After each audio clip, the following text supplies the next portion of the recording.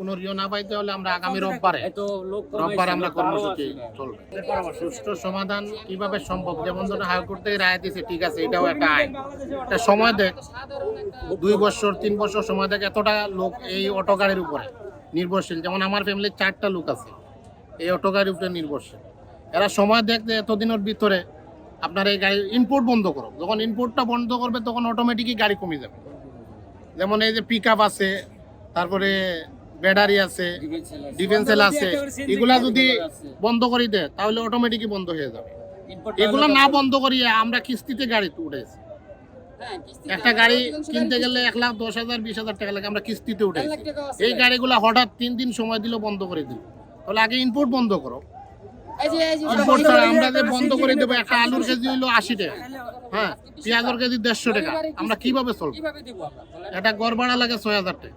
এটা তো যেমন ধরেন আপনারাই বলতেছেন ঢাকা শহর 12 লক্ষ অটো আছে, 12 লক্ষ 13 লক্ষ অটো আছে, তাহলে আপনারাই বলতে পারবেন যে একটা অটো যদি 1 লক্ষ টাকা হয়, হ্যাঁ, না 1 লক্ষই ধরেন, 1 লক্ষই ধরেন, তাহলে কত টাকা হইতেছে আপনারা হিসাব করেন।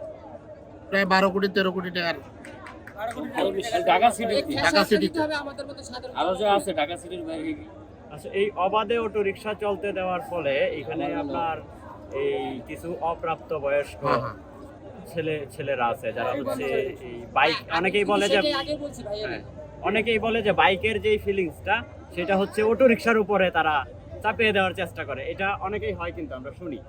এখন এই যে অপ্রাপ্ত বয়স্ক ড্রাইভারদের যারা চালক রয়েছে তাদেরকে বাছাই করে প্রাপ্ত বয়স্ক চালক দিয়ে গাড়ি চালানোর বিষয়ে আপনাদের পদক্ষেপ আছে কিনা? এটা সরকারে যদি আইন করে তাহলে অবশ্যই আমরা আইন মানবো। সিস্টেমে যাক, সরকার সিস্টেমে যাক, আমরা সিস্টেম মানবো।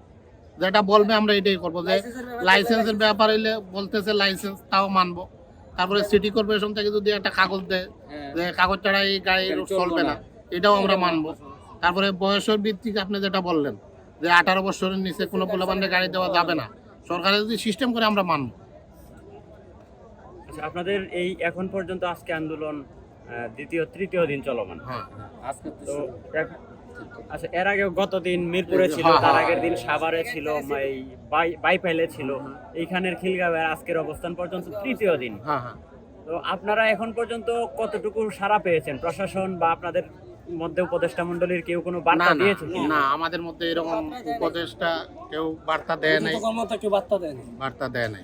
এরপরে আপনাদের কোনো বড়সড় কোনো পদক্ষেপ আছে? অবশ্যই, আমরা যদি কোনো ঋণ না পাইতে হলে আমরা আগামী রোববারে আমরা কর্মসূচি চলবে। মানে শুক্রবার শনিবার আপনাদের কোনো অফ থাকবে। আচ্ছা, ঠিক আছে। ওকে, ধন্যবাদ। আপনার নামটা? দেলোয়ার হোসেন। আপনি চালক পক্ষ না মালিক পক্ষ? মালিক।